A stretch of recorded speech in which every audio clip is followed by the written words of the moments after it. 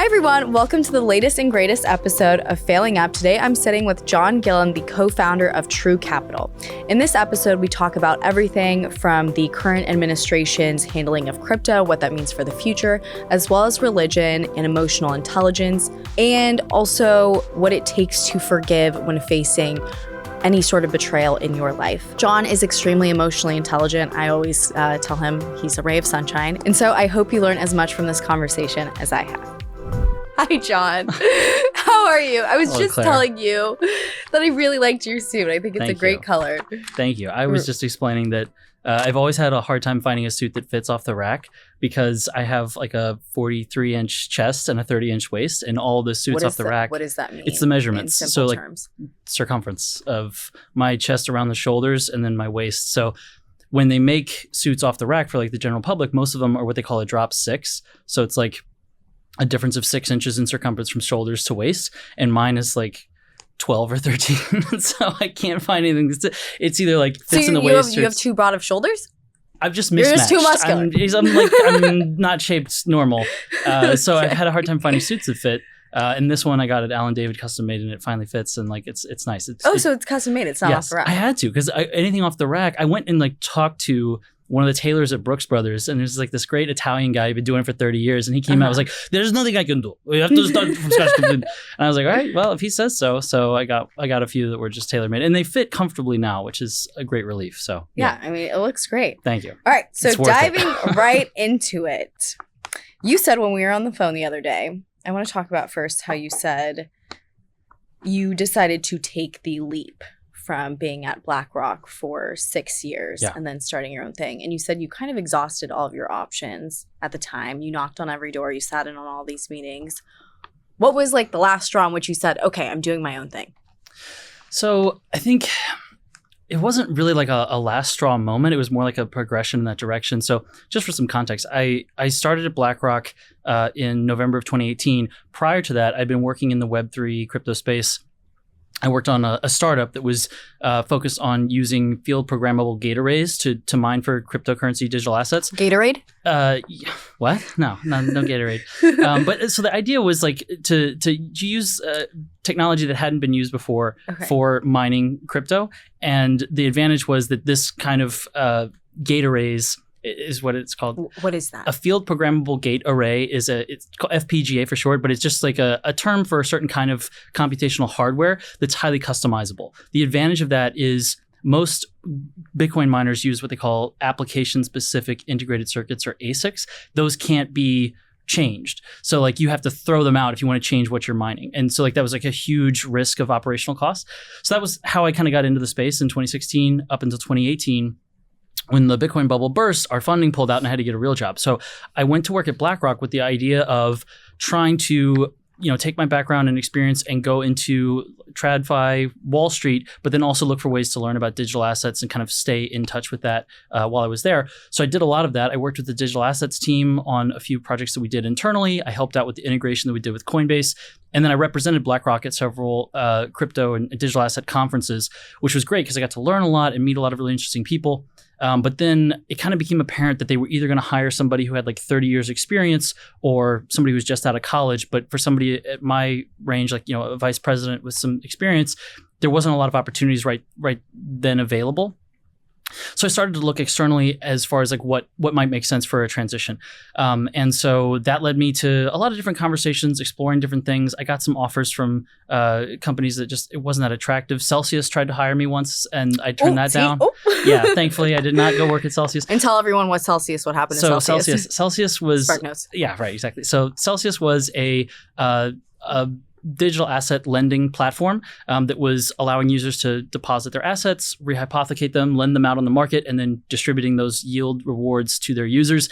However, they got a little over leveraged. They lost some money, and in the FTX collapse, a lot. I don't know how many billions disappeared overnight, but a lot. And they're still in the process of distributing rewards back to some of their customers because the litigation has been going on for a really long time.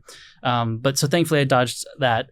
But at the end of the day, I decided to put together a project with a few other partners And it took us a long time to figure this out because we wanted to make sure we had a distinctive offering to bring to the market that was worthwhile and that had institutional grade quality at every level of the stack. So that offering turned out to be a fund called True Capital. And so we have a lot of different pieces of this, but I kind of lead the fundamental analysis and market research effort on different altcoin projects and macro research. Then we have institutional grade proprietary trading algorithms that backstop the fund.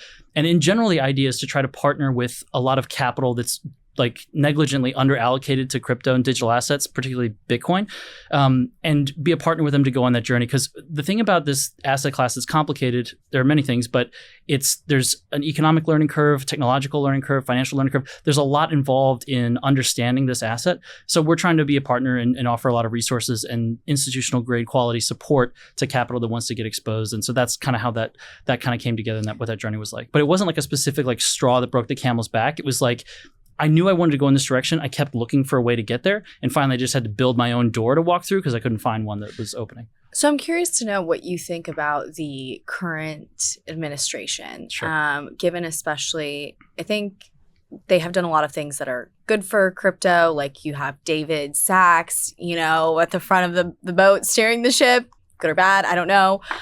You have Trump who launched a meme coin. You have his whole family who's involved with that World Trust World coin. Liberty Financial. Yes, that thing. Yes. Yeah. I'm curious to know, so while the regulation has been good, like the lowering of regulation, like all these lawsuits against Coinbase and all these other large crypto supporting or like main crypto financial institutions have been dropped, do you not see this potentially turning into being entirely reversed by the future administration, or do you think this is kind of here to stay? Yeah. So I think that's exactly why the administration is pushing so hard for keeping digital asset legislation at the top of their legislative agenda. The Genius Act, the Stablecoin Bill, the Clarity Act. I literally can't even keep track anymore. Exactly. Well, but there's not that many of them, but there's a lot in each one of them, and there's a lot that they're trying to do in each one of those bills. I agree with you. So just to kind of back up, the prior administration, the Biden administration, had been leveraging something that was colloquially known as Operation Choke Point 2.0, which was a set of soft power government policy changes across the entire executive branch to try and force the digital asset industry out of the United States through, let's say, like coercive noncompliance, right? So basically, but I have a question. Yeah. Why is it that political ideologies fall on the crypto supportive spectrum when they're more right-leaning versus against crypto seems to be more left-leaning? It's like it's viewed as fraudulent. Sure. Where does that come from? Yeah, so there's a lot that goes into answering this. I think that, first of all, I would say my hope and what should happen really is that this should be a of the moment thing, but in future years, I think this should go away because this should not be in any way a partisan issue, right? It's a piece of financial technology which should not be, right or left. It should just be like a thing that our society like regulates and does business with, but it shouldn't be such a polarizing thing. And I don't think it will be in the future. I think a number of things contributed to this. I think that Elizabeth Warren was given the kind of remit of leading the Biden administration's policy around everything related to finance and economic activity in the United States. So she was kind of like grandfathered into this system after the great financial crisis, where a lot of the leading banks, the systemically important banks, had sort of convinced a lot of the major policymakers in our federal government that they were critical to the economic success and the financial viability of our nation.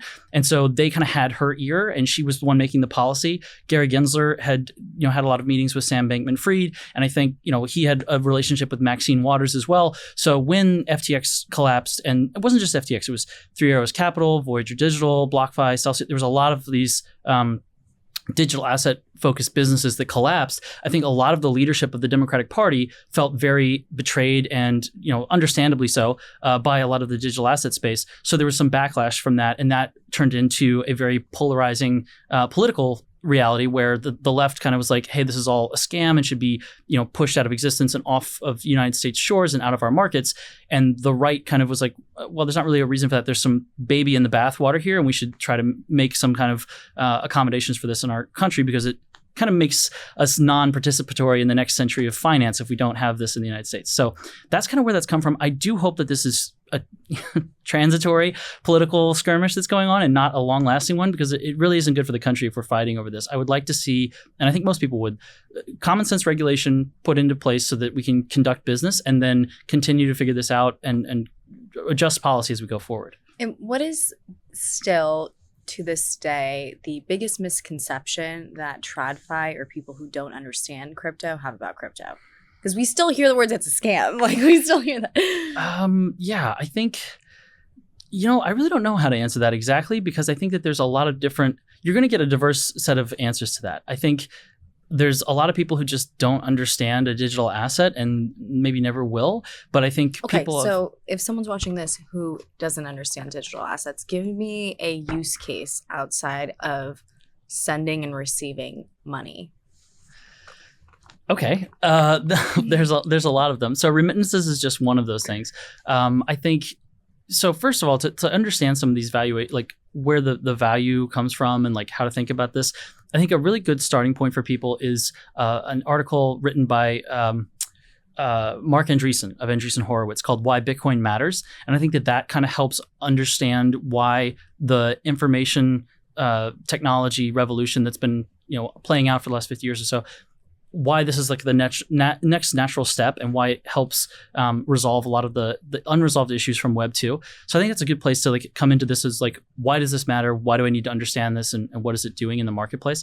A use case outside of that, there's almost as many different use cases for digital assets as there are assets in the real world. So what I mean by that is, if you want to issue a security and you don't want to have to go through the DTCC clearinghouse and use those legacy systems that are old, slow, expensive, you can tokenize that, put it on a blockchain ecosystem. This increases the efficiency, it increases the security, and it decreases a lot of the costs and frictions associated with that economic activity. So just the simple example of, I have a company, I want to issue stock, I want to sell it on an exchange.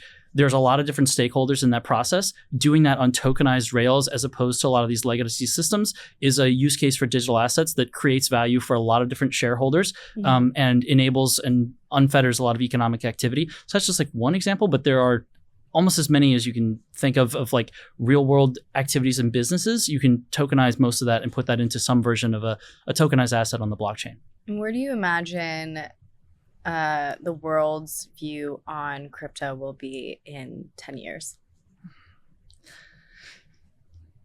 These are excellent questions and very big ones. I'm not even sure where to begin with that. I think what I would hope to see is a maturation of the asset class and an adoption of use cases beyond just the ones that we've already seen. Bitcoin at $1 billion? I don't think Bitcoin at $1 billion really makes realistic sense. So this is actually a hotly debated thing. A lot of Bitcoin maxis will tell you that because there's something like $900 trillion of global value, that Bitcoin's total addressable market is all the value in the world, and they call it hyper-Bitcoinization. That doesn't make sense. Does it? Okay, well, I'm not even going to pretend like I know anything about this topic. So maybe it does. In one world, it does make sense. But to me, I'm telling you, it makes no sense. Sure, yeah. I don't necessarily think it's going to go that far. But I do think that market share for Bitcoin is somewhere going to be around $50 trillion when we get to 10 years from now. 50 trillion? Yeah, I would say so. So larger than any fortune. So I would just use that as a rule of thumb. So like gold's market cap right now is rapidly increasing, but somewhere between 20 and 30 trillion. And it is? I had no idea. Yeah, and so 10 years from now, the monetary base might double. And so, using as a rule of thumb, 10 years from now, 50 trillion for Bitcoin is a rule of thumb. Which leaves the price of Bitcoin at what?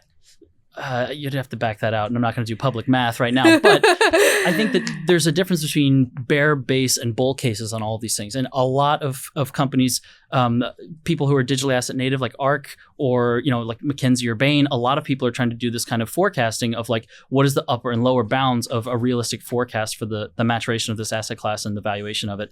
But it's a large addressable market. And the market is coming to it quickly. It's growing at twice the pace of the internet because it's using the internet to grow. So we've not really seen a phenomenon like this. IBIT got to, I think something like 70 billion or 7 billion assets under management, much faster than any other ETF or ETP ever in history. Yeah. I can't remember the exact numbers on this, but it's been rapid adoption, and nobody's quite sure how quickly that's going to go. Also because of the the scarcity of the asset. Nobody's ever seen something behave like this before. So there could be price shocks and squeezes to the upside that just, push the valuations to ridiculous atmospheric levels. I just regret not buying it when I was told about it in, I think it was 2017. I just heard it and I asked my parents about it and they're like, that's literally like fraud. Yeah. And I was like, Mom, you literally cost me hundreds of thousands of dollars. So people say this a lot. I think that the asset class has changed. Bitcoin and the way people have treated it has changed. For a long time, it hadn't even been ruled in the courts as property. And so I first heard about Bitcoin in 2012 or 13, I think. I remember when it first crossed $100. When did you start buying? I first started buying in 2016. Okay. But because we were still waiting for judicial clarity on, is this an asset? Is it like an illegal, secure, whatever it is, right? And I also thought for a long time that there was going to be some sort of supranational organization that created a collection of agreements between nation states and central banks and banned any activity with it. But that didn't happen either. So for a long time, it wasn't clear that this was going to be viable for anything other than illegal activity on the internet. But that has changed a lot. And so as that's changed, the investment thesis has changed. And the way I think you should think about and treat the asset has changed too.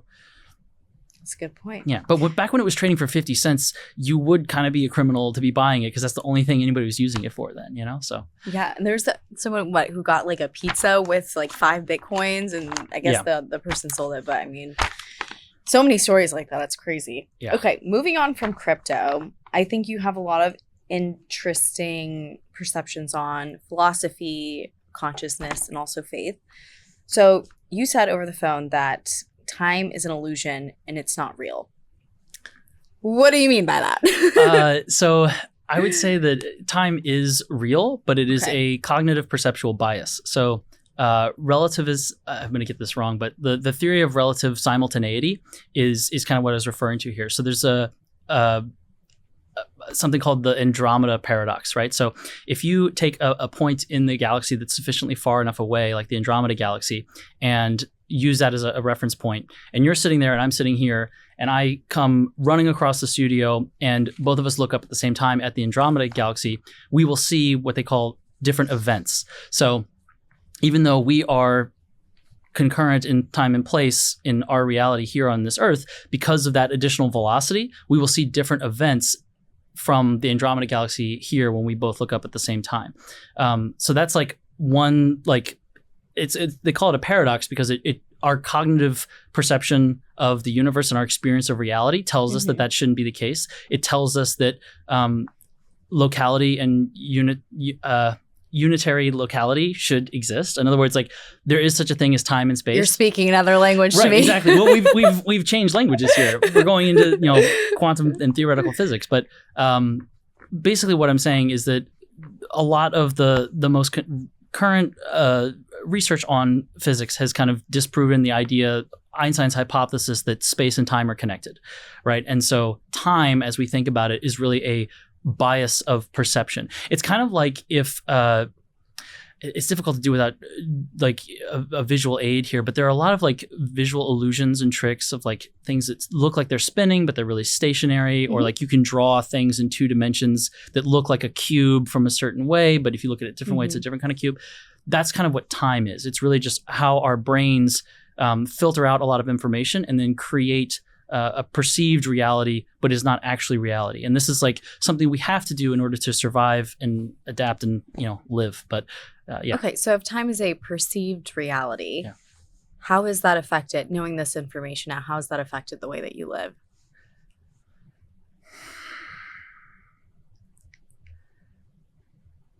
I think it changes your understanding of what reality is. So really what this does for me is that there's a lot of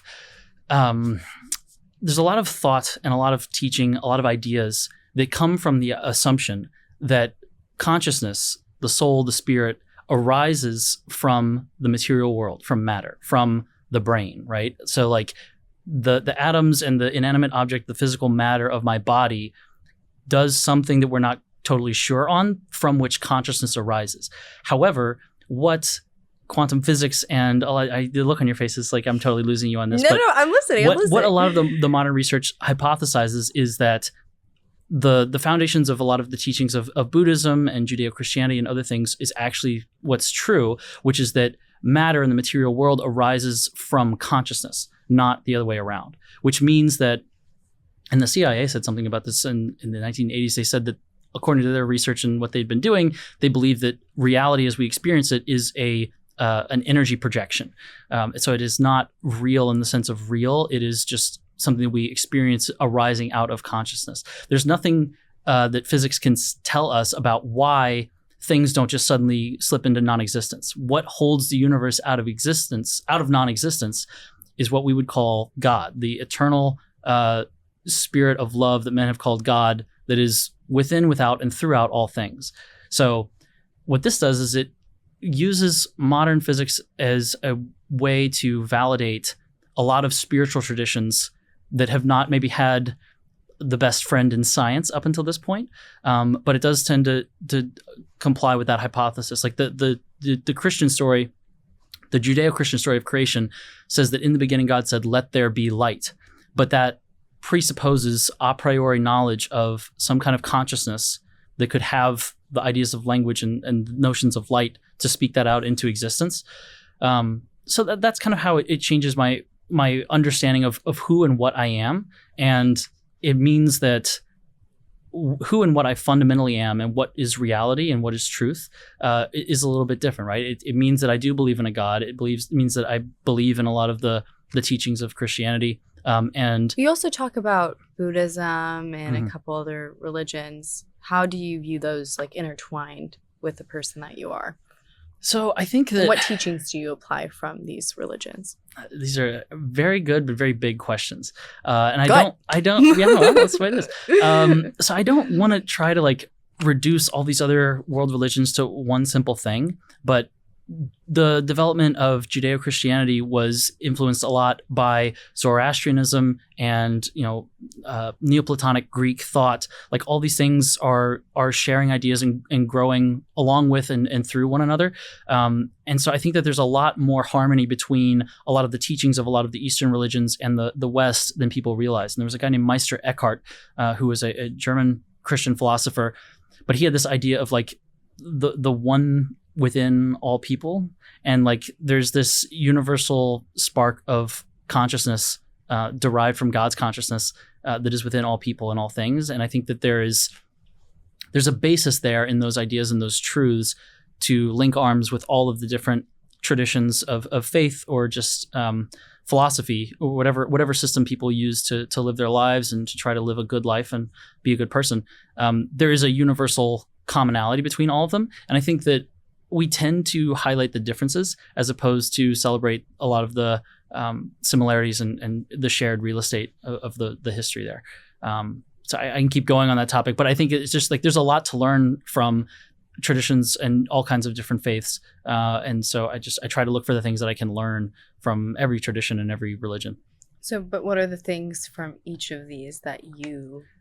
That's a long list. Very true. I guess the most important, like your fundamentals that you hold close to the chest that you live with. Okay. Well, so I'll just give one example of this as like something that comes to mind immediately.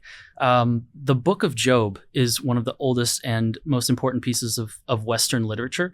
It's one of the books of poetry from the Bible. The whole idea of Job is kind of centered around this question of why do bad things happen to good people? And the Bhagavad Gita, which is one of the most important texts in the Hindu religion, kind of deals with a similar idea, which is, there's this guy and he's got to go to war against people he loves. And he's like, why do I have to do this? Why do I have to be in this situation? And Krishna comes and talks to him about it. And in a similar way, Job is like, why do bad things happen to good people? What is going on? I don't understand this. And God comes and explains to him, like, you don't necessarily know everything, but I am in control, and you don't have total omniscience and omnipotence like I do, but you have to trust that I'm working all things together for the good of them that love God, basically, right? So that is like a universal human experience of questioning our existence and suffering and, theodicy, which is the study of evil and God's justice and is he benevolent or not, and all these different questions.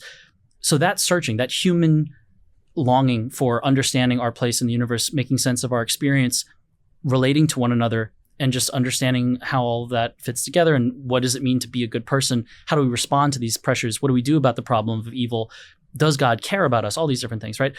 That I think is something that I think has a lot of value. And I see the beauty in that in all things. And compassion for people is really what I take away from that, right? So like compassion is the universal religion. The Dalai Lama said, kindness is my religion. I think that is a basic thing that all human beings should be taught and empowered with. And it is natural to us, I believe. So I don't know, that's I think the biggest thing I could tell people is compassion. Compassion means to suffer with. So there's no such thing as a person who's suffering. You shouldn't have some measure of empathy and connection to and with, and just, that's a universal principle that I think is good for all people that comes from all faiths. So how do you practice compassion? It's a daily task, right? Like, the Bible says. What does it look like? Does it look like forgiving everyone? Forgiveness is an interesting thing too. I've been thinking a lot about forgiveness specifically. Isn't compassion isn't forgiveness a subset of compassion? Because to forgive someone, you need to have compassion for them, because forgiveness means you are letting go of any resentment or like anger or frustration or all these negative emotions that you may have towards that person. I think that that's a complicated thing. Like, so yes, I would say that's true. And the way you've framed it, I think definitely. So the Christian model for forgiveness is not something that's like given, but it is a process that people go through and the resulting outcome of that process. So in Christianity, the process of forgiveness goes confession. So the person who has transgressed or committed some kind of injury to somebody has to confess and admit, I've done something and I see how it impacted you. There's often a gulf between what we intend, our intentions, and our impacts. But we have to recognize that even if we had good intentions, if we impacted somebody negatively and hurt them, confessing that, admitting like, hey, I see that I've hurt you and I'm sorry for that. So confess, repent, which means to turn away from, which means stop hurting them, right? To discontinue whatever behavior is causing them harm. And then atonement, which is to try to repair whatever damage has been done. Okay, so whatever way you can do that, you try to repair and atone and at-one-ment, return to at-one-ment with that person. And then the end result of that is forgiveness. But I think, something I've been guilty of in the past is making the mistake of like, turn the other cheek, so quick to forgive. And like that short circuits that process. Because if you don't go through that process, then you're sort of tacitly giving permission for whatever behavior is causing harm to continue, and you're almost encouraging it to get worse. So I think you do have to have compassion, but you also have to recognize like, hey, if a person wants to go through this process of collaborating on earning forgiveness with you, you don't say no to anybody for that. I think as long as there's life, there's hope, and you should always be open to that process with someone.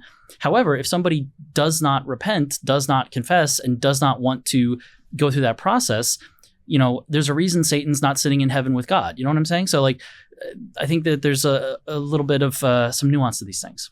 And how I feel like recently, you said you've been thinking about forgiveness, right? Or compassion. I feel like I've been the same way. I recently went through a situation which we talked about where someone I cared about deeply, like I think it was probably one of the worst forms of betrayal that someone you are romantic with can do to you. And I think in my previous relationships, I think something that in large part kept me from moving on was like hanging on to this anger, hanging on to this resentment. Like, this person hurt me. I want them to hurt. I want them to hurt more. I want them to suffer the way that they have made me suffer. But I think something that I've learned, and it's been like the light switch, is like you cannot truly be, I think, happy or at peace with yourself unless you learn how to have compassion, to forgive. And so I'm curious to hear how that has developed for you in your life. Yeah. So number one, I'm very sorry that happened to you. Me too. It was so cooked. Yeah. So cooked. Yeah. So I will start by saying, you do the math. You know what happened. Right, I know you know what happened. I think we should have a conversation without the cameras rolling about this, because I have a lot of stories I could share too. Betrayal trauma is terrible, and I think that it's like having your head smashed into glass, because the wounds go into all different parts of yourself and your life. And it takes a really long amount of time and patience and self-compassion to go through and remove those glass and heal those wounds and forgive yourself for being in that position. And all kinds of things have to happen when betrayal trauma happens. the deepest circle of hell in Dante's Inferno is for betrayers and mutineers, specifically because it is the most violent subversion of the very basis of love and relationships in society and everything, right? Yeah. It's like but getting betrayed in that way, whether it be by someone you trust in a romantic way or someone in your family, it's just like the act of betrayal itself. I feel like it's so mind-bending because it's like, what is real? What is fake? What was reality? What is this person telling me that is being truthful? And what did they mean? What do they not mean? How can I trust myself after something like this? Like, it really calls into question everything. Right. And it's not even just like your relationship with them or the situation with them. It then makes you overthink everything years back, like, oh, wow, can I trust anyone from my past? And then you look into the future and you're like, how is anyone I decide to be romantic with again going to get that clean slate? And you're cooked. Right. I don't even know. Yeah. Yeah. And this is kind of what I was alluding to. It's like, it changes your present. It changes your future. You have to grieve all of those things. You have to grieve your past. You have to grieve the hopes that you had with that person. You have to, there's so many different things that it takes away from you and so many different kinds of wounds that it puts into you. I think that, there's a lot of things that come up for me with this idea. But that betrayal trauma is not something that is quick to process. And that's why Dante put it at the deepest circle of hell, because it is the most the most profound wound you can inflict on a person. One of Jesus' apostles betrayed him. And like, I think it's important to feel like God knows what that's like, because it's a huge and devastating thing to live through. I think, so something on getting back to forgiveness of betrayal and betrayal trauma, I think it's not about saying that what happened to you was okay, but letting go of the need or desire for revenge or vengeance, because that is like poison for you. Yeah. And then the other thing is letting go of the hope for a different past, because you don't, it's very hard to let go of the idea of like the potential that you saw in this person or the relationship that you had with them, and wishing that what happened hadn't happened. So there's just a lot that goes into that, but you have to be very self-compassionate during that process, because it's going to take you a long time. You're not going to be yourself. You're not going to know if you can trust other relationships. You're going to be, if somebody you loved and trusted that much could get that close to you and hurt you, then how do you know that, you're not completely gullible, and how do you trust yourself to make these decisions again? Like, that's all part of the process of healing from that, but you just have to be patient and compassionate while you do it. Yeah, I think the biggest thing for me, I went through this on I would say a larger scale when I was in college. And so going through this again, the difference is back then, it took me forever to get over, first of all. Second of all, it was also, I had very low self-worth at the time. So I genuinely thought, I was like, I do not deserve, like the fact that he did this to me means I have to A, prove that I'm lovable, B, I was not lovable enough, so I don't deserve love in the future. You know what I mean? And I think this case specifically, it's very different because I know, like, I was mature enough to be very vulnerable with this person, and I know for a fact there is nothing I could have done differently that would have changed the outcome. I'm not sitting here blaming myself. I hold no anger. Like, I have absolutely no anger. I still wish them the best. I still care about them, and I hope that, like, they find what they're looking for and it makes them happy. But I think that it, like, was a light switch. Yeah. It really was, because I think a couple of years ago, it was from such a place of insecurity. And now I'm not gonna lie, I'm very skittish on, like, people's intentions with me and things like that romantically. But it is such a beautiful thing to not hold on to any resentment for anyone that has hurt you. Like if I this was like literally a lightning moment. It was like a light bulb moment. It was thinking, okay, there have been so many people in my past who have hurt me or have done horrible things. I'm sure, like, to you, I'm sure to any human being, they have been wronged at some extent. But there is no, I think, better feeling than just being able to be forgiving and understanding and letting that go. Yeah. And I think that's something I'm sure for me has come from literal experience of just getting emotionally cooked over and over and over again. But for you, I'd be curious to know, what your journey was to become like more of this peaceful person. I literally talk to you. I feel like you're like a ray of sunshine, but I feel like you, for the most part, at least you portray that you have a very optimistic outlook on life and people. And the way you talk about compassion, like you have the ability to forgive. You know what I mean? So I guess my question is, for people who are seeking to be more compassionate and understanding, how can they grow into becoming that person? And what are steps they can take? Practice. How do you practice? You just get screwed over? No. Over and over again? Okay, so this is an important thing to understand about this, right? There's a quote that circulates on Instagram and on the internet. It took a lot of violence to become this gentle. Okay. I like that. I like that a lot. So I have seen and experienced and survived a lot of emotional and physical violence in my life. What this taught me was that it doesn't solve anything. And so I don't want to ever appear or be weak. I want to be capable of violence, but I want to choose not to use that as a tool to achieve ends. So what I would say for somebody who wants to practice compassion, who wants to cultivate this within themselves, your body doesn't know the difference between emotionally experiencing compassion and gratitude and really experiencing that in the world. So something that I did when I was like last couple of years, actually, really, I've been doing this. There are a lot of different what they call modalities of therapy. So you could do talk therapy with a therapist, you could do yoga, you could work out, you can do breath work, you can do meditation, prayer, group therapy session. There are all kinds of different things that can be therapy. And so to get back to healing betrayal trauma, getting to this place of letting go, I don't need revenge because rotten fruit is going to fall off the tree.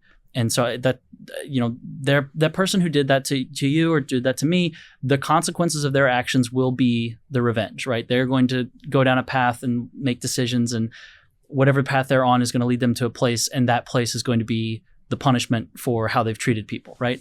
So you don't need to get revenge. That will take care of itself. The thing that actually helps heal this so that you can learn to trust people again is corrective relational experiences. So that means healthy interactions and relationships with people where there's mutual respect and trust, your boundaries are respected, your needs are met in a healthy way, and there's reciprocal dynamics in that relationship in a healthy and not codependent or toxic, manipulative, exploitative way. So that is really important. If a relationship broke it, a relationship has to fix it. You can't just sit in a room and meditate on your own and fix your relationship trauma. You have to do that in community and in relationship with people. A lot of people misunderstand that they get broken in a relationship and then they're single and they're like, yeah, I'm healed. And then they realize when they go into another relationship, they're like, oh my gosh, everything is resurfacing all over again. And sometimes I agree with what you're saying. It's like the work that you do in a relationship has to be healed with another relationship. I do think that the person who broke you can't fix you. No, that's toxic. So that's, if you find yourself looking for the person who wounded you to soothe you or to heal you, that's a toxic trauma bond. And if you're constantly feeling like you're going through that cycle, that's a toxic relationship. That's the definition of toxic relationship, is this person is wounding me, but I'm also going to them to heal me. That's toxic. So don't do that. And to get back to what I was saying before, I do think that cultivating gratitude and compassion is something you can do on your own with yourself, and just like repeat things like, I'm sorry, I love you, I forgive you. The Ho'oponopono meditation is a Hawaiian practice. You can do a loving kindness meditation. There's all kinds of different things that allow you to direct your thoughts in the direction of compassion, gratitude, and this activates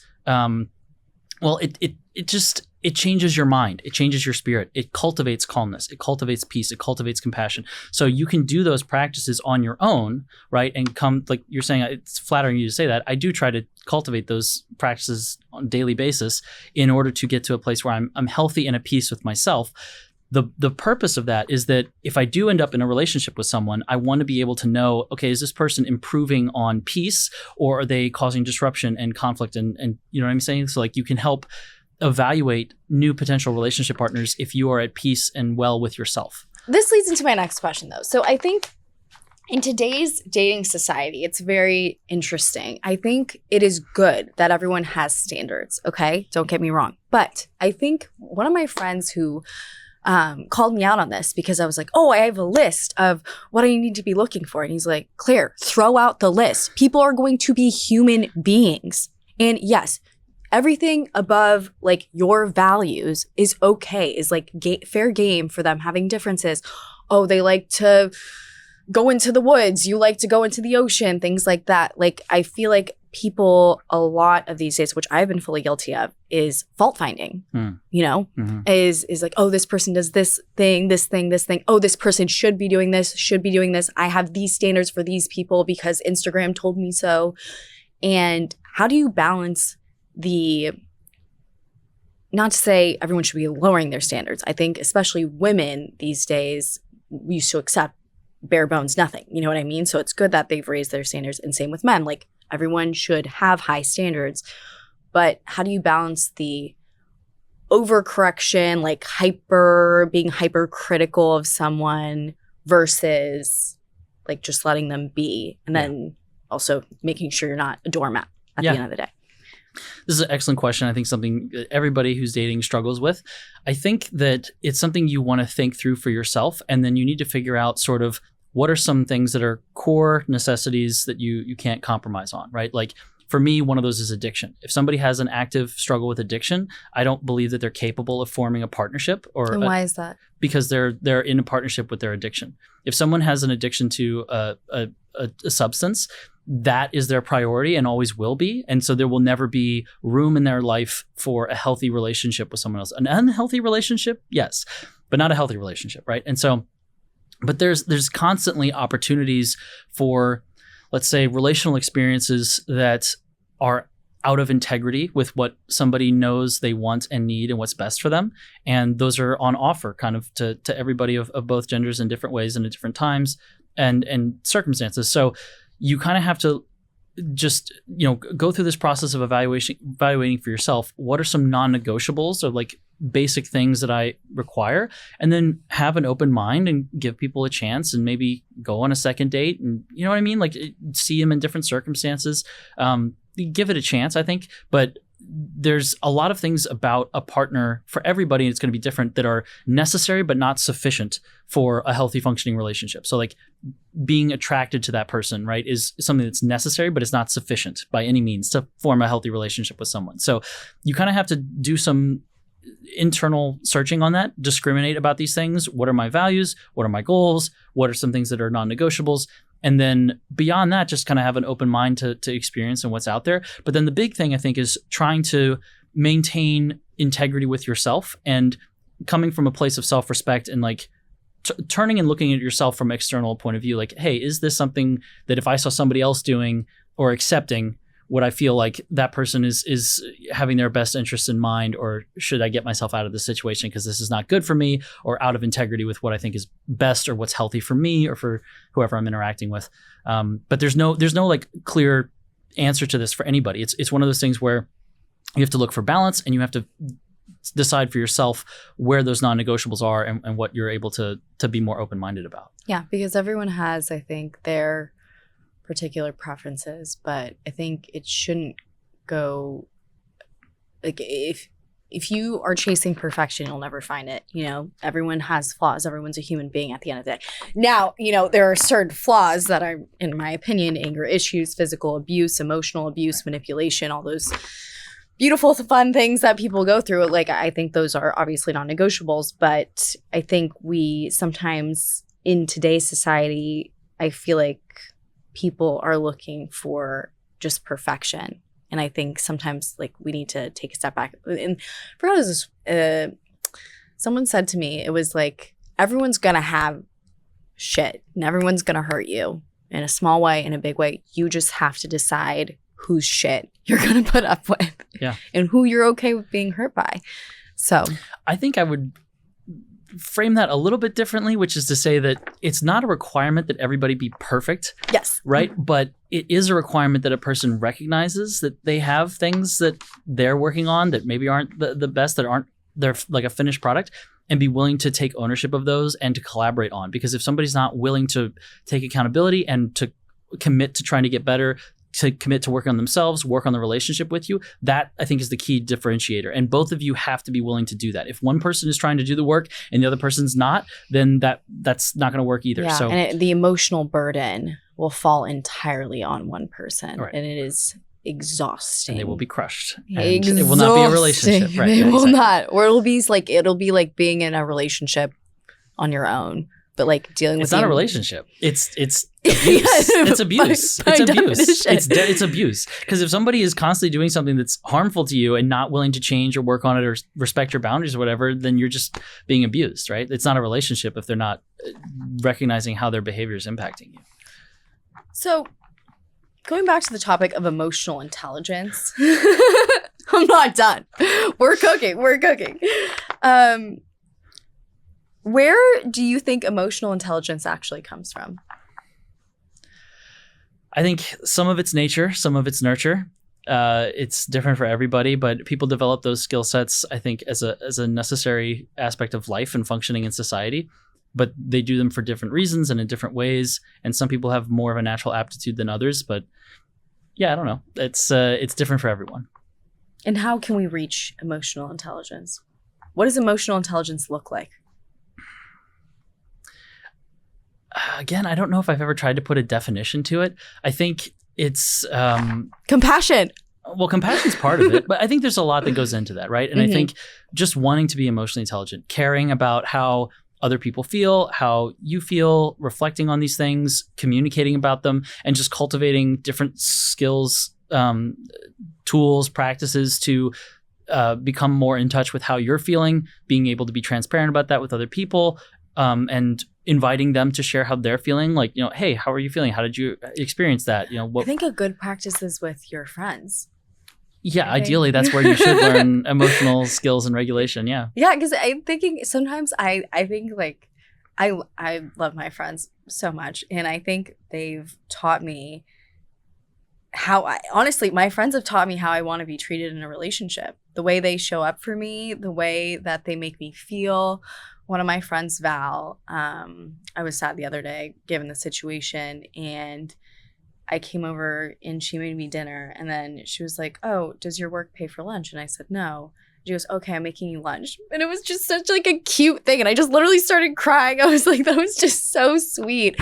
And then my friend Melissa, when we were in France, like we just had a moment where we were just like crying about how much we loved each other. And my friend Leah, like so many people I can name off the jump that care so deeply about me and bring me, I guess, so much like peace and joy, but also challenge me because sometimes we disagree.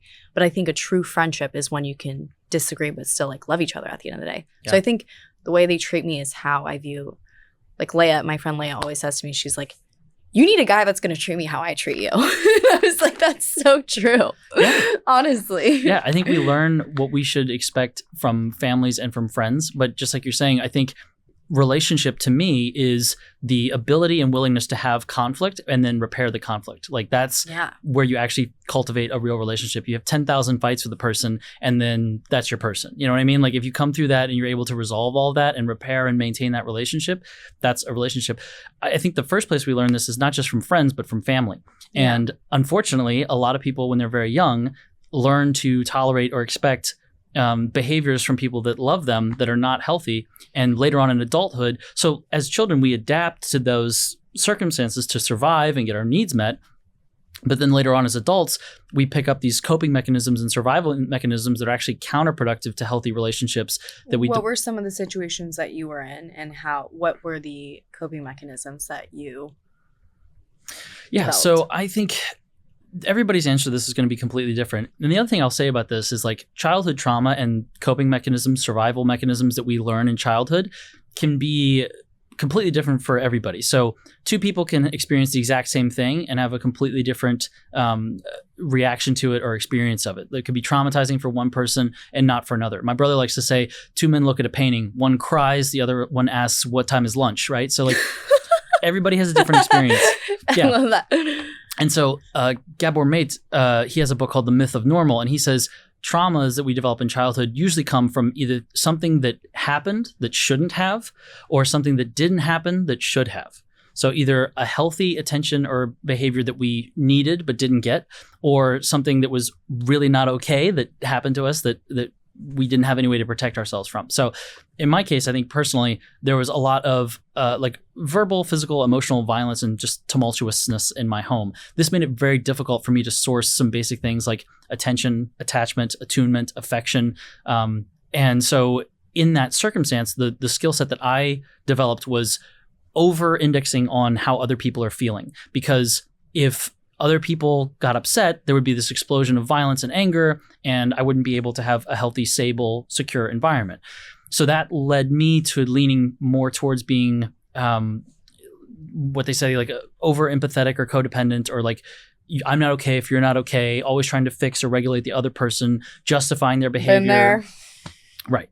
And so this is not necessarily uncommon, but once you become aware of that in an intimate attachment in life and is in adult life, you have to reflect on that and then do some work to internally, like, go to that part of yourself, that inner child that has that coping mechanism, and say like, hey, thanks for protecting me when I was younger, but I've got it from now. And, like try to rewrite the responses that you have to those triggers. So like if your partner is yelling at you, instead of, so they say that there's the trauma responses are fight, flight, fawn, or freeze. So like if the way to think about this is if a tiger walks into the room, you either fight the tiger, flee from the tiger, run away, fawn, like nice kitty, don't bite me, or freeze, which is like play dead type of thing, right? So like when we're in relationship with someone and we have a trigger happen, our nervous system is saying like, hey, I'm under threat, I'm in danger, and we unconsciously will resort to one of those coping mechanisms.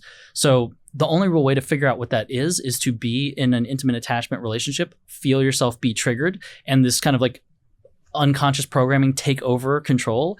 And then you have to say, okay, what caused that? What was my response? What's the reason for that? And then use mindfulness to, like, instead of reacting from your amygdala and those stored nervous system responses, engage your cortex, think, realize this person is not a threat, not attacking you, and communicate, as opposed to like letting your responses that are hardwired take over and hijack your relationship. And it really is a muscle that you have to continue building. It's like you can't do it without practicing. You can read every single book on relationships in the world. You can read every book on emotional intelligence, but if you are not putting it into practice, it doesn't do anything. Right. And it's a never-ending process. You never get to a point where like, I have no trauma, I'm perfect, right? Like it's something you have to be aware of. The other person you're in partnership with has to be aware of too. And the two of you have to be able to like communicate, collaborate, and help be party to each other's healing. That's really what I think the beauty of these relationships can be, right? Like in the kind of relationship I had in the past, that was a toxic trauma bond, but the difference between a toxic trauma bond and a transforming, healing relationship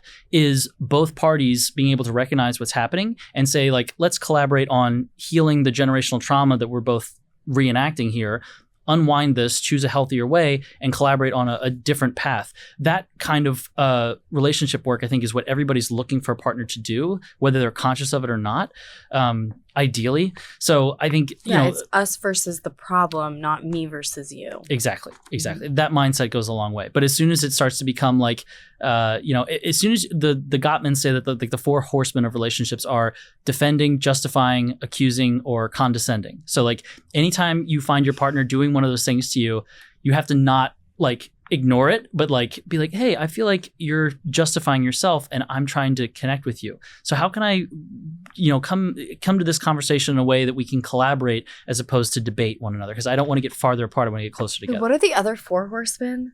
There's a lot of them. They got a lot of literature that's really helpful. It's like it's denial, deflection, or something. Oh, the Darvo method? Maybe?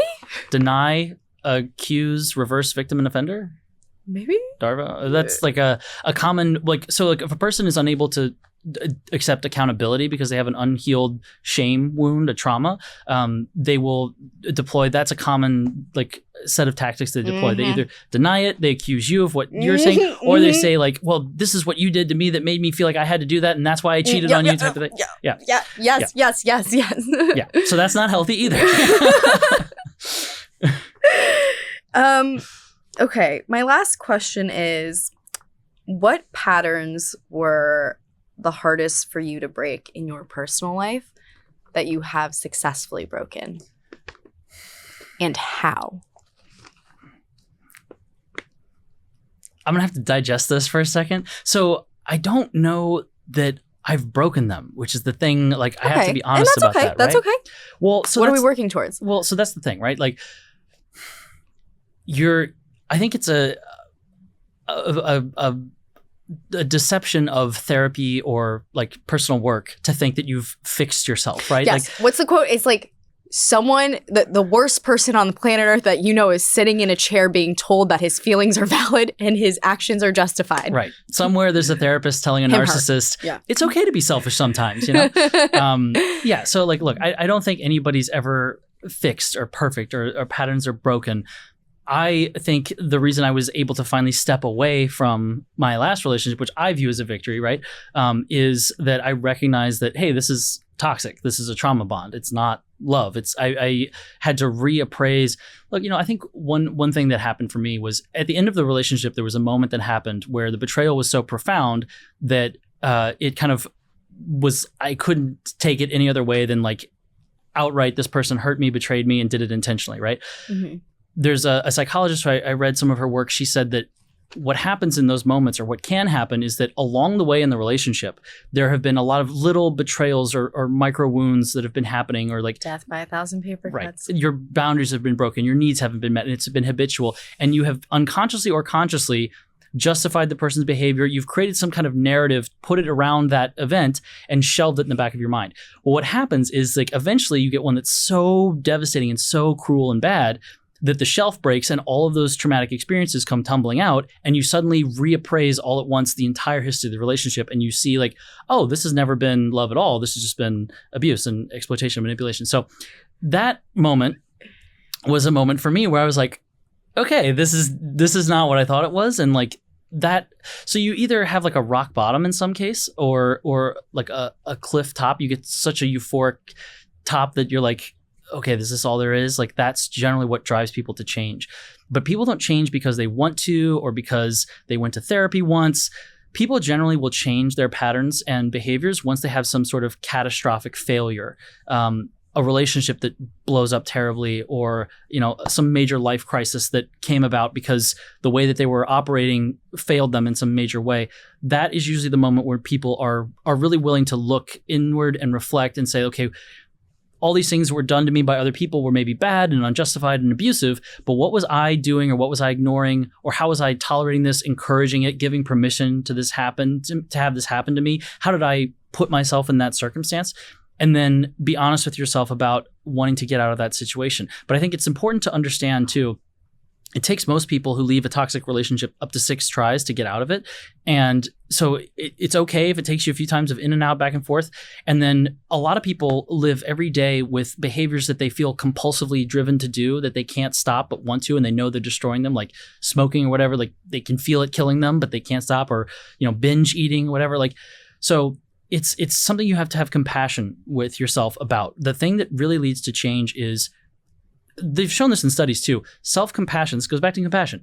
If you are willing to have honest appraisal of yourself and the circumstances, but also have compassion with yourself about it, and then help guide yourself into different forms of behavior, different ways of going forward, looking for healthy relationships and investing more in those, and taking care of yourself, right? Like that was something I did immediately, was like, instead of pouring all the energy I was pouring into this toxic relationship into this person who's not appreciating it and devaluing me and discarding me, turning that affection, compassion, and love and onto myself, and taking care of myself as though I am a person who is worthy of being taken care of, protected, defended, and cared for, right? So I think those are some general thoughts on the subject, but it's going to look different for everyone. The circumstances will be different, and you have to let go of the idea that there's something as like the pattern's fixed, or I'm fixed, or it's broken, right? Like you just have to spend every day thinking, reflecting about, what does healthy mean? Is what I'm doing healthy? Is this out of integrity with what's good for me or what I want for myself? And then just try to be honest with yourself and maintain compassion at the center of all of it. Amazing. Well, thank you so much. This has been such an amazing, enlightening Thanks, Claire. I did not expect. I thought we were going to talk about crypto and Bitcoin the whole time. I did not expect this to go this way. You thought. You know I like the deep stuff. So yeah, thank you so much for coming. It was a real pleasure having you. Thanks. It was really a pleasure to be here. Thanks, Claire.